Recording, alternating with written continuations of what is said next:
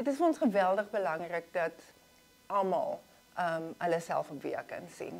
En dit maak vir my maandeliks baie bly as ek sien ons demografie pas aan en ons Afrikaanse gehoor oor verskillende rasse en selfs in die oor verskillende rasse groei. Dit was ook grotendeels vroulik op 'n stadium, maar die manlike persentasie raak al hoe groter en groter. So ons probeer via so saamstel dat jy kan sien Afrikaans is eintlik veeltalig as dit enigstens sin maak. Dit is veelsidig, daar is soveel verskillende dialekte en ons